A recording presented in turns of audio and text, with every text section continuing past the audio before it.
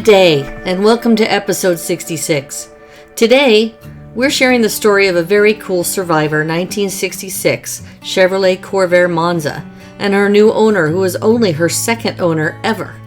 Owned and loved by Garrett Zimmer of Phoenix, Arizona. We had a great afternoon taking pictures and learning all about their story together. You're going to love it. So sit back and listen to this true love story between a classic Corvair and the two families it has blessed. Now, let's go for a ride.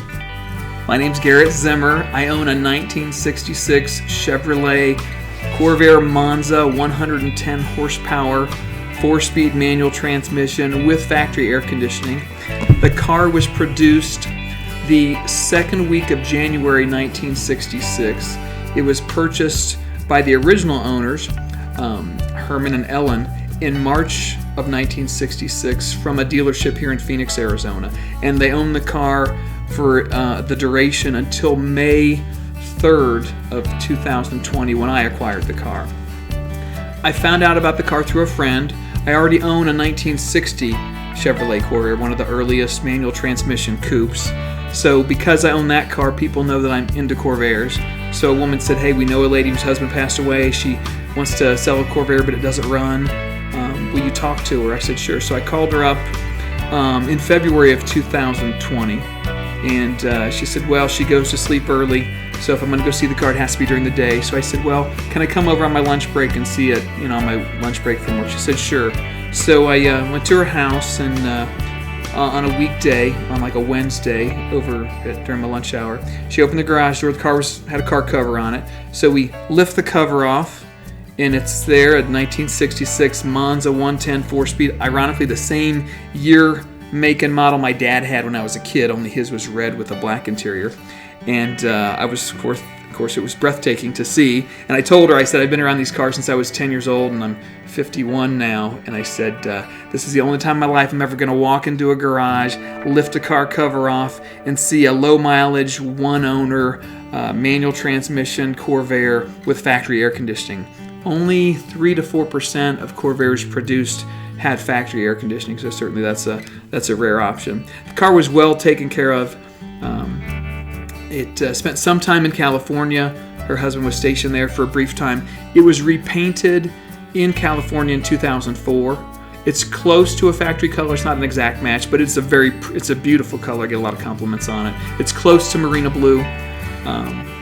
So anyway, to go back to acquisition of the car, in February of 2020, when I saw the car, I took a lot of pictures, and I told her, hey, I've got a lot of cars, I've got a Corvair, it's probably not for me, but I can help you find a buyer. So she said, well, that sounds good. So the battery was dead, had old gas in it, the whole deal. I took a lot of pictures. I talked to a car broker that I know, a guy who buys and sells a lot of vintage cars.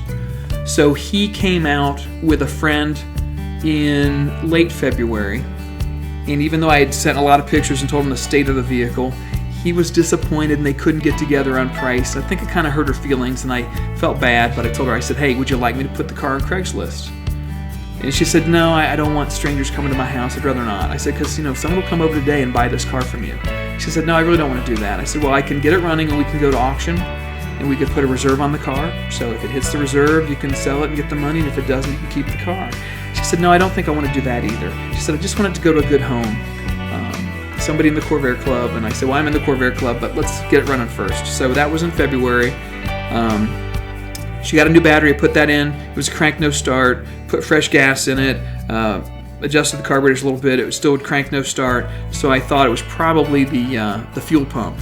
So I got a fitting and a hose, and I went over and I put the fitting on the fuel pump. It would not draw gas out of my gas can, which I told her, I said, I think that's a good sign. I said, a fuel pump is a simple, inexpensive, relatively easy fix. I said, I'll order a fuel pump, and then I can come back and put it on. We can see if that'll fix the problem. She said, okay, that sounds good. And that was in March. April, COVID hit, lockdown hit in Phoenix big time. And so I called her, and she said, with COVID, let's just put it on hold for a while. I said, okay. So I was in a Quick Trip gas station, and my phone rang, and it was Ellen. And she said, I've been thinking about this, and she said, I think I'm just going to give it to you. And I said, well, that would be a huge blessing, and I would honor your name forever. And she said, so don't worry about the car, it's here for you. And so we hung up, and I thought, well, she's older. She might change her mind. She has a daughter. She has 2 grandsons who are both of driving age. I thought, well, I'm not going to get my hopes up. So I didn't tell anybody, and didn't tell my wife. I did tell my brother-in-law. And so April went by, and I'd call her and say, hey, do you need groceries? Do you need anything from the store, since, COVID was going on? And she's an older lady. She doesn't leave her house much. She said, no, she's okay. On May 3rd, I called her, and I said, hey, I got the fuel pump for the car, and I think that's the problem. I said, if you've got time, I'd like to come over and put it in. She said, well, the timing's perfect. Come on over. So on May 3rd, 2020, on a Saturday morning, I went over. I put the fuel pump in, and I had starter fluid there, and I put starter fluid in the carburetors and put all the plumbing back on, the air cleaner and that. I cranked it for what seemed like forever and pumped it, and it wouldn't start. And she said, oh, Herman used to crank it for a lot longer than that. And I cranked it and pumped the gas for, a couple of minutes. It seemed like a long time, and it came to life. So after about 8 or 10 minutes, it quieted down, and I said, do you want to drive the car? She said, oh, I don't want to drive it. She said, you take it. And I said, so okay. I said, I'll just go around the block and I'll bring it back. So went around the block. It drove pretty good, had a few coughs and hiccups in that, and the brakes would pull pretty hard, and it had some odd, characteristics, which I expected because it hadn't ran for over 3 years, and it's obviously an old car, but it had been somewhat well maintained. So I got back, I put it in her garage, shut the car off, and I gave her the key. And she said, I'm ready to let go of it. Are you ready to take it? I said, yes, I am. And she said, is Vicky okay with it? Because I told her about my wife, Vicky. I said, Vicky's fine. Vicky knows about the car, which is true. Vicky knew I was coming to Ellen's house to try and work on the car and get it running. But she did not know that Ellen had offered me the car previously. So Ellen said, well, let me get the title. And she said, oh, I made fresh cookies. I'm going to get you some chocolate chip cookies. So she got the title, which was already notarized, and she got chocolate chip cookies and put them on a plate in a bag for me. And she said, how are you going to drive home? And I said, I'm going to drive on 35th Avenue. And she said, that's good, because I'm not sure about the brakes, and I really don't think it's safe to go on the highway right now. And I said, okay. So I brought it home, and I put it in the garage. And my wife works evenings, and so she was sleeping. So I did errands around the house, and my wife got up in the afternoon, and she said, so, did you get the car running? I said, yes, I got the car running. And she said, well, did she sell the car? I said, she got rid of it. And my wife said, are you disappointed? And I said, no, not really. And I opened the door from the house to the garage, and she looked at me kind of funny, and then she looked out in the garage. She said, what? And I said, she gave me the car. And I'd kept my composure all day, but that's when I kind of got a little broken up and emotional, because that was, to this day, I still have a friendship with Ellen. I talk to her. We talked to her on the phone today, and I sent her a Christmas card. She sends us a Christmas card. She's just a great lady. She said she wanted the car to go to a good home, and she's thankful that it's being appreciated and enjoyed, and that we're enjoying it. And so it's just it's a phenomenal vehicle. I feel honored and privileged to own it. We know that we are the stewards of this car in the vintage or collector car hobby. Vehicles are probably going to outlive most of the owners, so they will go on to others, whether they stay in the same family or get bought and sold or given away. That's what will happen. So we try to make the cars we get better than they were when we got them. And so far I have done nothing cosmetic to the 1966 Monza Corvair. I did break a clutch cable about 3 months ago. So ordered a clutch cable from Clark's Corvair Parts. There are a lot of parts available from Clark's and other vendors throughout the U.S. So I replaced the clutch cable. It had a terrible oil leak, in which common is pushrod tube seals. Replacing those pushrod tube seals eliminated between 70 and 80% of those leaks. There's still a few, but not near as bad as they were. I had rebuilt the carburetors when I first got the car. Car runs well. It's probably the best it's run since I've owned it. And I've got some more things I want to do to it. But for now, I'm still in awe, and I'm still getting used to owning the car. But we have a lot of fun with it. Take it to cruise-ins. Gets comments. I get, anyone who has a vintage or a classic or a rare car, you get thumbs up. You get waves. You get weird stares. You get reactions when all of a sudden people double take and say, "What was that thing? What is that car?" And so that's part of the fun.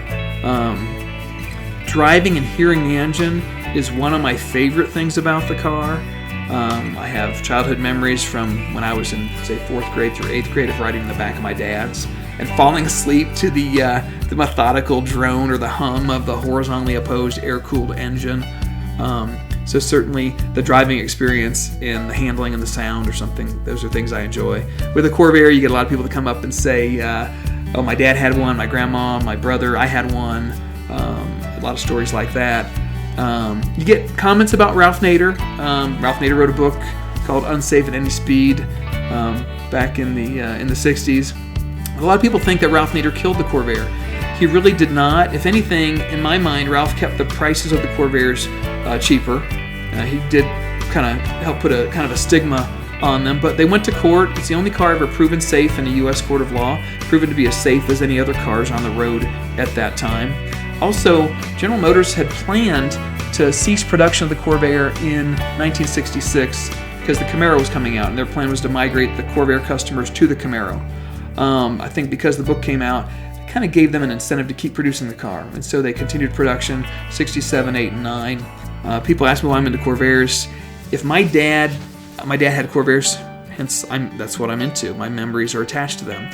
If my dad would have had Mopars or Mustangs, I'd be a Mopar or Mustang guy. But my dad had 2 Corvairs, and so I got bit by the bug, and here I am. I never thought I'd get to have 2 of them, and I'm very thankful for both of them. And it's cheap therapy, as I say.